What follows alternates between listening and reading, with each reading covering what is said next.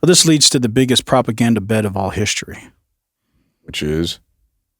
If I was to ask you, out of all the things that the United States government or any government has been pushing as propaganda, what do you think it is? Such as... And... No, but in all seriousness, I think it's these butthole straws.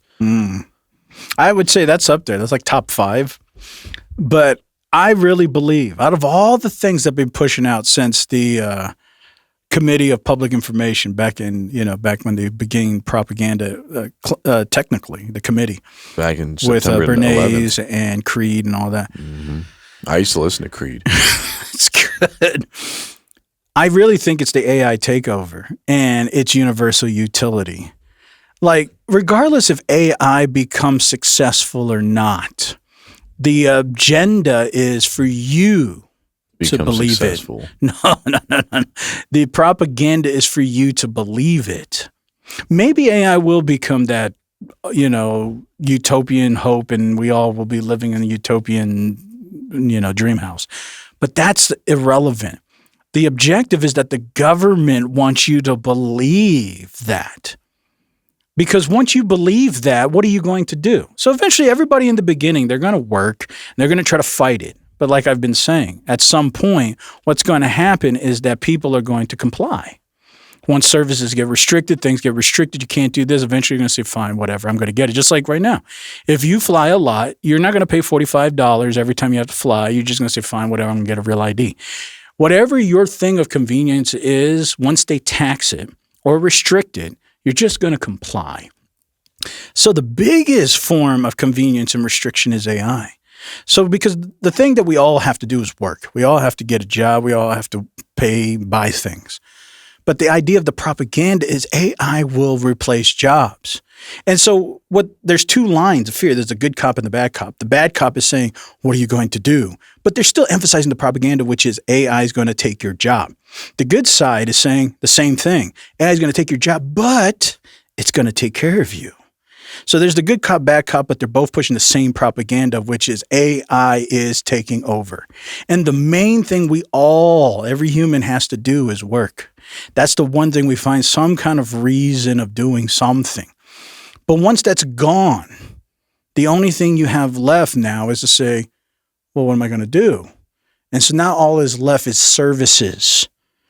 And if services are dictated by the government, you're going to say, government, what can I do?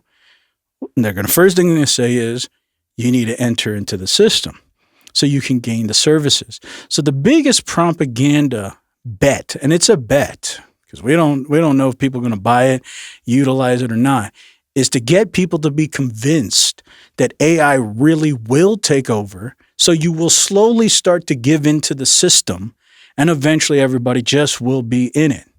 And I think that is the biggest bet because this week MIT came out with a ICEBERG index, which they studied. They created 15 million AI agents to mimic human jobs to see how many jobs today with today's job market can literally be replaced by AI today.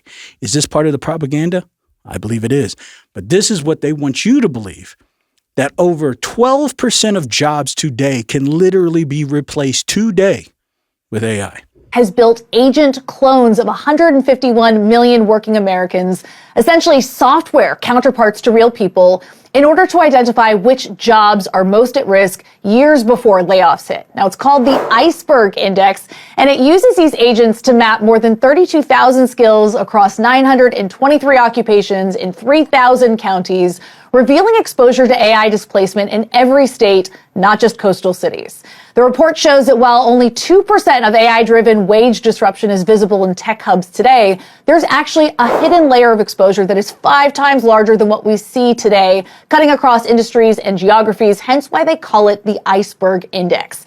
Now, findings indicate that AI can already take over tasks tied to nearly 12% of the U.S. labor market. That's about $1.2 trillion in wages, especially in careers tied to healthcare, finance, and professional services. For lawmakers preparing billion-dollar reskilling and training investments, the index offers a detailed map of where disruption is forming down to the zip code. and crucially, a way to run what-if scenarios before they commit real money and legislation. You've got states like Tennessee, Utah, and North Carolina, also co-authors on this new report, that are already using ICEBERG to test everything from new training programs to skills-first hiring rules before they formally commit to policies and spending. And so what's interesting is this is CNBC, and this is on all the news networks. That's how you know this is a part of the propaganda. They want you to be convinced, hey, bro, it's already 12%, can be replaced. Who knows? Next 6 months, they're going to say it's 30%. Next year, they may say it's 60%. And they're saying states are co-authoring with this to say, we're going to use this index. So whatever this AI model comes up with, all right, AI has determined 60% of jobs gone. States are going to start saying, well, we need to start passing laws to figure out what we're going to do with our people. And eventually, as people start hearing this more and more, they're going to say, what am I going to do? And that's what propaganda is. It's putting out that false illusion that you can do nothing but comply. People are finding things to do, though. 1, 2, 3.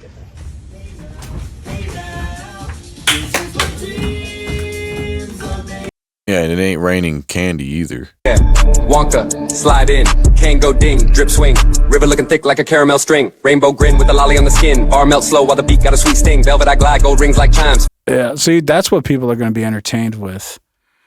That's what people are going to be doing. They're going to be singing. That's the only thing. Like, AI can sing, but that's probably going to be the last job to go because people don't want to hear AI sing. They want to hear, soul music, which is, I never really understood, but that soul music that, people can actually hear your soul singing, I guess. wonder if all of this is just to help bring in like Mandela effects. Because, Mandela effects, if you think about it as propaganda, it's always just an idea to think that you knew something, but think that now there's no way to prove it, but you already knew it was true. And so if the government is the one that really has been like foresighting the Mandela effect, it's perfect because they can use it for almost anything. Like this guy reminds us. Mandela effect is just blowing my mind. I don't know if you've heard of this.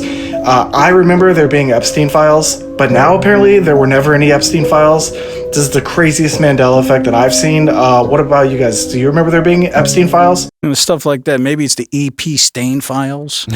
Stuff like that. Instead of Bernstein, it's Bernstein. It's EP Stain or something. Yeah, EP Stein. Yeah, or something.